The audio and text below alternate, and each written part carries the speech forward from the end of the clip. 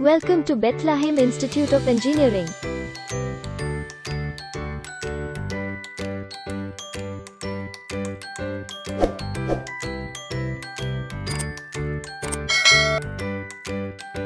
Bethlahem Institute of Engineering is affiliated to Anna University, Chennai and approved by AICTE, New Delhi. This institution was established in the year 2008.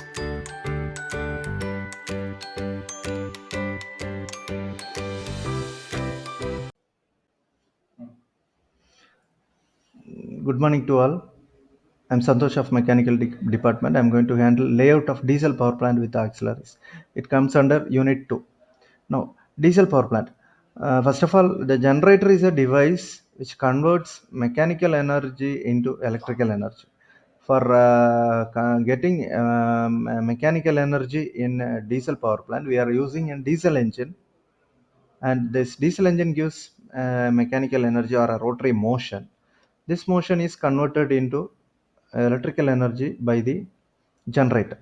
First of all, for running the diesel engine, the above given parts are used. First of all, air filter. The air filter sucks the atmospheric air and pumps the air into the engine. Now, during initial or starting stroke, the air enters into the cylinder and the air is compressed by the piston, and after compressing, the air's pressure and temperature increases.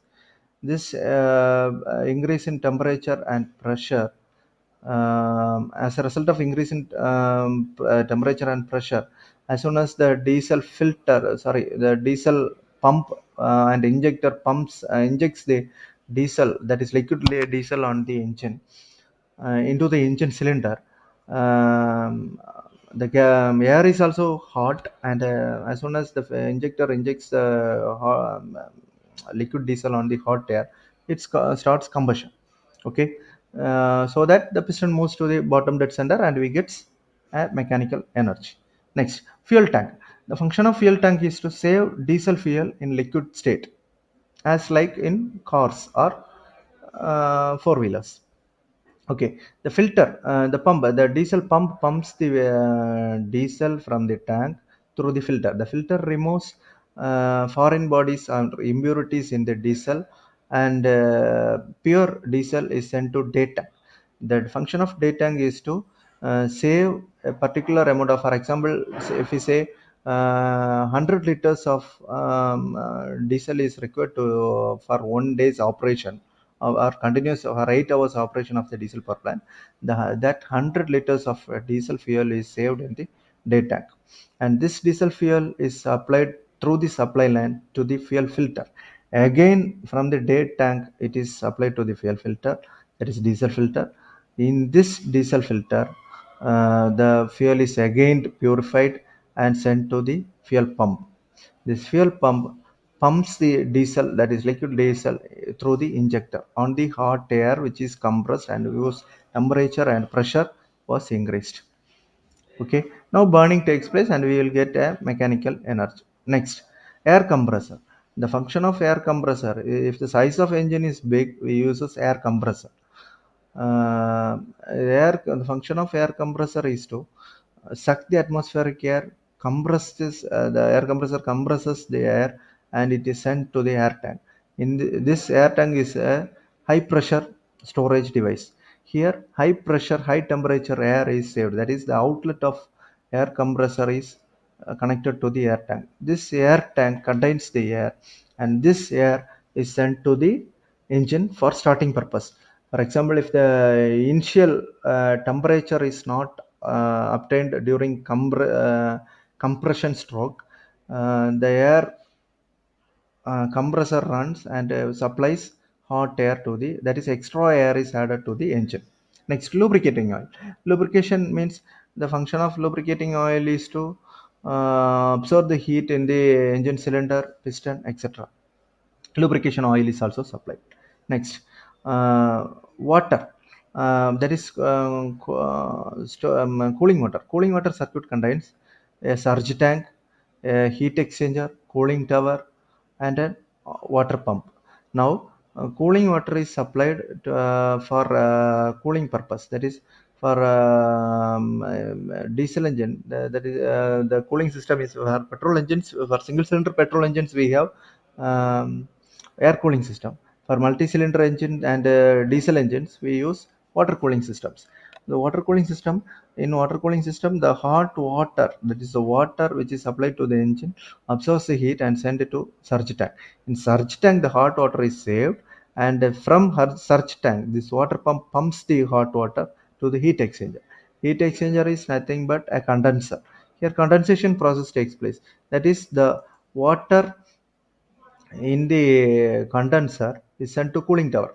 In cooling tower, the cooling tower setup consists of several nozzles, and hot water is sprayed through the nozzle, and this water, while passing through the blowing air, the heat is absorbed, and cold water is absorbed, collected in the heat exchanger. Again, this cold water is pumped through the pumping line and through the oil cooler to the engine.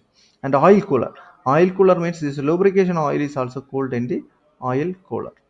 Okay, next, fuel supply system. The main system in this engine, that is a diesel engine power plant, is fuel supply system. The function of fuel supply system is to, number one, to deliver oil from the storage to the fuel injector. Number two, to raise the fuel pressure to the level required for atomization. Atomization means spraying the liquid diesel into fine particles. Next, third, to measure and control the amount of fuel admitted in each cycle. Four, to control time of injection. 5, to spray fuel into the cylinder in atomized form for thorough mixing and burning. Next one is fuel injection system. The types of fuel injection system. First one is common rail injection system, individual pump injection system, distributed line system. The first one is common rail injection system. The common rail injection system means a single, if we have more than two cylinders, or for example, we have four-cylinder engine, a single line is used to supply fuel to the cylinder from a single tank. Next one is individual system. Individual system means we have four pumps. For example, if we have four cylinders, we have four ejection pump, and these pumps are mounted on the fuel tank, and this pump individually pumps these pumps individually pumps the diesel fuel to the nozzle. Next one is Next one is lubrication system. The Since frictional forces causes wear and tear of rubbing parts of the engine, and thereby the life of the engine is reduced. So the rubbing parts require that some substance should be introduced between the rubbing surface in order to reduce or decrease the frictional force between them. Such substance is called a lubricant. The lubricant forms a thin film between rubbing surfaces, and lubricant prevents metal to metal contact. So we can say lubrication is the admission of oil between two surfaces having relative motion. The main function of lubricant is to, number one, to reduce the friction and wear between the parts having relative motion by minimizing the force of friction and ensure smooth running of parts. To seal a space adjoining the surface such as piston rings and cylinder liner.